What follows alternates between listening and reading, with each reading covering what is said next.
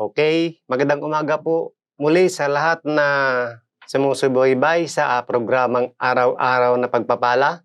At ako po'y naniniwala na habang kayo po ay naka-tune in sa inyong mga bahay, kung saan man po, saan man lugar po na ang inyong kinalalagyan ngayon, ako po'y naniniwala na pag kayo po ay manood sa programang ito ay patuloy po kayong pagpapalain ng Panginoon. Dahil po nung isang araw, nandun po ko sa loob ng hospital doon sa San Mateo Hospital. Meron po akong naririnig na nanonood ng araw-araw na pagpapala. Kaya lang hindi ko mahanap kung saang lugar. Basta't naririnig ko yung pamilyar na kinakanta ng araw-araw na pagpapala. Kaya ako po'y naniniwala na laganap na po ang programang araw-araw na pagpapala. Maging po doon sa mga kababayan po natin sa Saudi.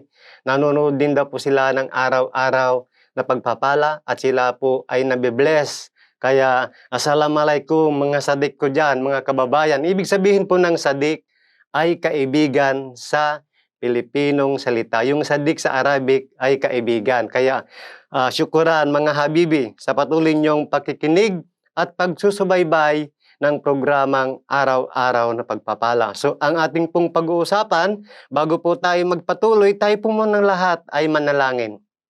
Dakilang Diyos na makapangyarihan sa lahat, Panginoon, maraming salamat, Panginoon, sa iyong mga salita na aming pong mapagbubulay-bulayan sa oras na ito. Dalangin po namin, O Diyos, na saan man lugar sila naroroon, maging sa loob ng ospital, Panginoon, sa kanilang tahanan, sa sakyan, Panginoon, anuman, Panginoon, ang kanilang ginagawa at sila ay nagbibigay ng oras sa panonood ng iyong salita. Pagpalain mo, Panginoon, ang bawat isa na nakatune in sa iyong programa sa pangalan ni Jesus. Amen. So ang ating pong pag-uusapan, mga kapatid, mga minamahal, ay tungkol po sa kung paano natin mararanasan ang habag ng Panginoon. Sinabi po ng Panginoon dito sa Joel chapter 2, verse 13. Sa Tagalog version, sabi po dito, magsisi kayo ng taos-puso at hindi pakitang tao lamang. Magbalik loob kayo kay Yahweh ng iyong Diyos. Siya ay mahabagin at mapagmahal. Hindi siya madaling magalit at wagas ang kanyang pag-ibig.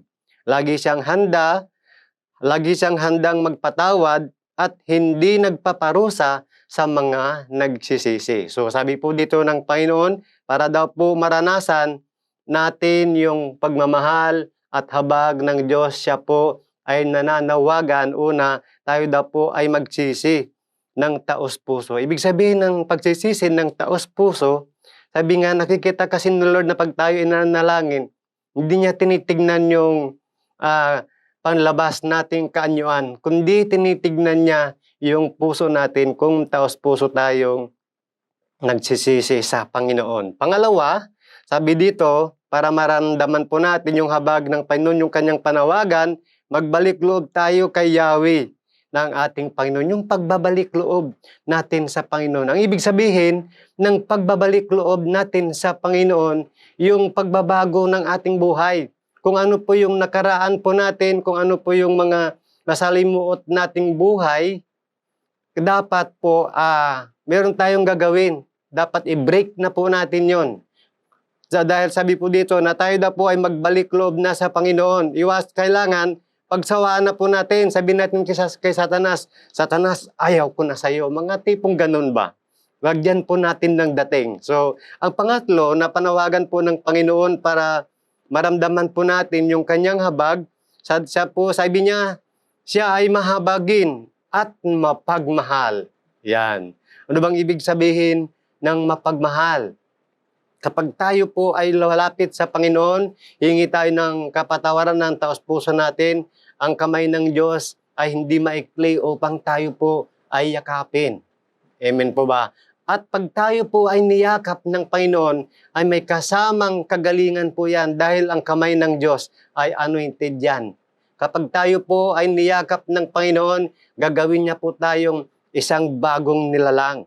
At ang pang-apat po, na sabi ng Panginoon para maramdaman po natin yung kanyang habag, sabi niya po dito, ang Diyos na po ay hindi madaling magalit at wagas ang kanyang pag-ibig. Ibig sabihin, yung wagas na pag-ibig, hindi siya naghahanap ng kondisyon, hindi niya binabalikan yung nakaraan natin. Kundi ang nais ng Diyos na pag tayo ay bumalik sa Kanya, ipinapakita niya at pinaparanas niya yung wagas niyang pagmamahal, hindi niya tayo susumbatan. At tayo po ay makapamuhay ng panatag. Amen po dyan. Amen ba mga kapatid? Salamat sa malakas na amen. At ang panglima po na panawagan ng Panginoon para maranasan natin yung kanyang habag, yung kanyang awa, sabi dito, lagi siyang handa na magpatawad at hindi nagpaparusa sa mga nagsisisi. Ibig sabihin po na pag tayo po ay humingi ng kapatawaran sa Panginoon, hindi niya po tayo parurusahan. Dahil ang Diyos ay banayad kung siya po ay magalit. Binibigyan niya po tayo ng maraming pagkakataon para tayo po ay manumbalik sa Panginoon. Amen po ba mga kapatid? At ano po yung mga pangako ng Diyos na pag tayo po ay manumbalik sa Panginoon? Number 1, sabi ng Panginoon na pag daw tayo po ay manumbalik sa Panginoon, sabi po dito sa Joel chapter 2, verse 25, sabi ng Panginoon, ibabalik ko ang lahat ng nawala sa iyo. Kapatid, ano ba yung mga nawala sa iyo nung ikaw ay wala din po sa Panginoon? Marahil, sabi nga yung iba, mayroon kasi kaming na-encounter na nung sila po ay wala pa po sa sirkulasyon ng pag-ibig ng Diyos. Siya po ay nagkasakit hanggang namayat po siya. Nung siya po ay nakilala po namin, humingi siya po ng panalangin. Sabi niya, ano ang gusto mong ipagpipray ko sa inyo? Nung siya po ay humingi ng panalangin at binalangin po namin siya, yung payat niyang katawan, medyo mas payat pa sa akin. Pero nung siya po ay pinanalangin namin at siya ay nanumbalik sa Panginoon, nung susunod na meeting po namin, andali siyang nakarecover, di po ba? Dito yung sabi ng Panginoon, yung nawala sa atin ay kayang-kaya niyang ibalik. Ganon din po, nasubukan niyo na po bang nanakawan? Kami dati, dahil weekend lang po kami umuwi sa aming bahay, one time po naransak yung laman ng bahay po namin. Kaya lang, sabi nga ng Panginoon, pangako pala ni Lord yan eh. Pag dato po tayo ay nanakawan, ibabalik din Lord yung mga bagay na nawawala sa atin. Unti-unti niyang hanapin yung mga nawawala at ibabalik sa atin. Amen po ba? Kapag ito ay binalik ng Panginoon, mai-enjoy natin yung pagpapala.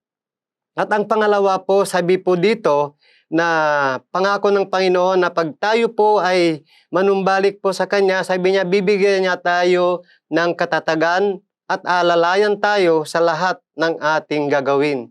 Dito sa Joshua chapter 1, verse 9, sabi dito, huwag kang matatakot o mawalan ng pag-asa, sapagkat ako si Yahweh na iyong Diyos at kasama mo saan ka man pupunta. Amen po ba?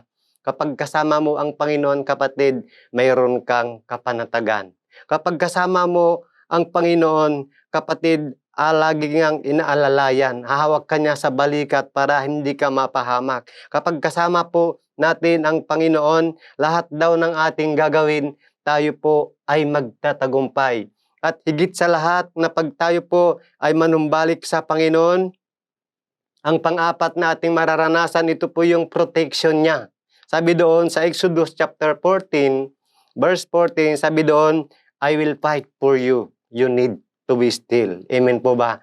Lagi daw po tayong ipagtatanggol ng Panginoon. Kalmado ka lang. Amen.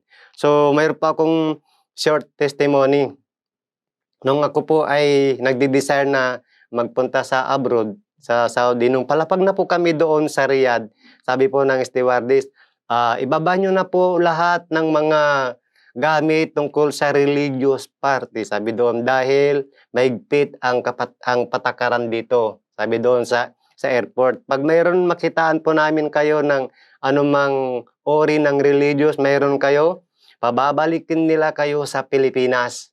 So sabi ko naman, kung nagpipray, Lord, pinadala mo ako sa lugar na ito, kaya ako po naniniwala na hindi mo ako papauwiin. So, doon nung ilalapag na po yung mga gamit doon sa airport, nagpipray ako.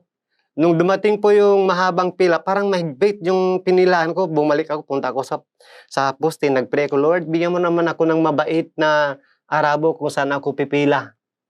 So, nung bandang huli po, nung dalawa na lamang po kami na pipila at yung narating na po yung bag ko, nung nilapag ko doon sa harapan ng Arabo yung aking bag para bubuksan yung zipper. Nung pagbuksan ko yung zipper ng bag ko, sabi niya, "Are you Filipino?" Sabi sa akin, "Yes, sir."